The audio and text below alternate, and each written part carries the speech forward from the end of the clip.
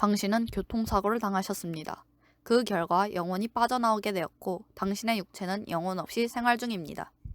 주어진 기간 일주일 내에 돌아가지 못한다면 당신의 영혼은 사라지게 됩니다. 면 어떠겠나요? 이 내용을 담은 소설이 이희영 작가님의 나나입니다. 영혼의 나가 육체의 나에게로 돌아가기 위해 노력한 내용을 담은 나나. 지금부터 시작하겠습니다. 나나의 줄거리는 이렇습니다. 주인공 최수리와 은류는 버스 사고에 의해 영혼을 잃게 됩니다. 이들 앞으로 설령이 나타납니다. 설령은 사냥할 선의 영혼령이라는 뜻으로 살아있는 영혼을 사냥하는 자라면서도 수리와 류에게 돌아갈 방법에 대해 조언도 해주는 조력자 역할을 해줍니다. 수리는 18살로 공부도 잘하고 친구들에게 인기도 많으며 인스타 팔로우도 나름 있는 그야말로 엄친 딸이었습니다. 그러나 일주일 내로 못 돌아간다면 여태껏 쌓아올렸던 커리어가 무너진다는 사실에 조급해져 육체의 나에게 말도 걸어보고 들어가려 하지만 계속 실패하게 됩니다. 영혼이 없는 육체의 삶은 생각보다 무리 없이 진행되었는데요. 아침에 일어나 명상을 하고 학교를 가고 인강을 듣고 운동을 하면서 영단어를 외우는 등의 생활을 합니다. 왜 자신이 못 들어가는지 의문을 보냈는데요. 거기에 설령은 육체가 거부하기 때문이라고 했습니다. 영혼 수리는 이해하지 못했습니다. 왜 육체가 자신을 거부하는지 말이죠. 그러다가 육체 수리가 독후감을 써야 하는 국어 수행평가 마감이 내일까지인데 준비를 안 했습니다. 영혼 수리는 이 상황을 체념하고 국어 수행평가를 0점 맞을 것으로 생각합니다. 그러나 육체 수리는 블로그를 통해 짜깁기를 하여 독후감을 써내려가는데요. 영혼 수리는 절대 이를 용납하지 못하며 깨닫게 됩니다. 영혼이 없는 부작용을 말이죠. 반면 은류는 17살로 육체에 돌아갈 생각이 없어 보이는데요. 이 때문에 설령은 난감해합니다. 사실 류는 동생 완이가 있었는데요. 이 아이는 허약한 나머지 이미 세상을 떠난 상태였습니다.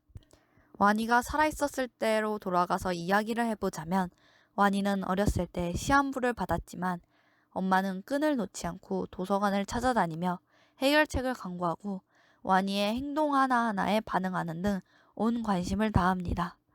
그러면서 류는 어렸을 때부터 착하게 살아야 한다고 말을 듣는데요.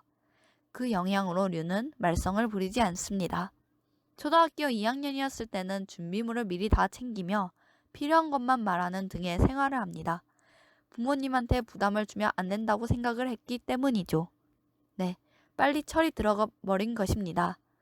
그러나 류는 엄마의 칭찬을 받지 않습니다. 엄마는 류에게 웃음을 잘 보여주지 않습니다. 오직 완이가 행동하는 거에 대해 큰 기쁨을 보입니다. 이러면서 나보다 다른 사람을 배려하다 보니 남의 부탁도 잘 들어주는 예스맨이었습니다. 친구가 체육복을 빌려달라고 할 때 자신이 체육복이 없을 때는 동아리 선배한테 찾아가서 체육복을 빌려주는 등의 행동을 하면서 말이죠. 속으로는 아니었는데도 말입니다. 그러다 설령에 의해 도서관에서 만나게 된 두 사람은 대화를 하기 시작합니다.